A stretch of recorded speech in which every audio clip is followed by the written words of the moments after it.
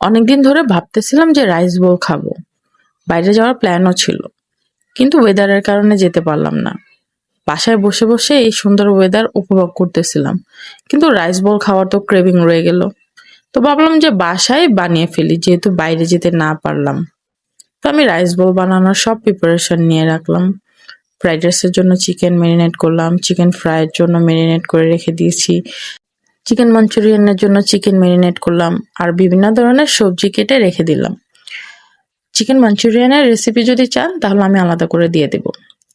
অল্প কতক্ষণের মধ্যে আমি চিকেন মাঞ্চুরিয়ান বলেন, ফ্রাইড রাইস বলেন, চিকেন ফ্রাই বলেন, সবকিছু রেডি করে ফেললাম। অ্যাকচুয়ালি বাসায় বসে বানানোর মজাই আলাদা। রান্না করতে আমার বরাবরই ভালো লাগে, আর রান্না করে খাওয়াতে আরো বেশি ভালো লাগে। যখন খেয়ে সবাই বলে যে মজা হয়েছে, তখন মনে হয় আমার এই কষ্টটা না সার্থক হয়েছে। এই যে দেখেন, আমার রাইস বোল রেডি। সবাই খুব প্রশংসা করেছে। আজকের ভিডিও এই পর্যন্ত। আল্লাহ হাফেজ।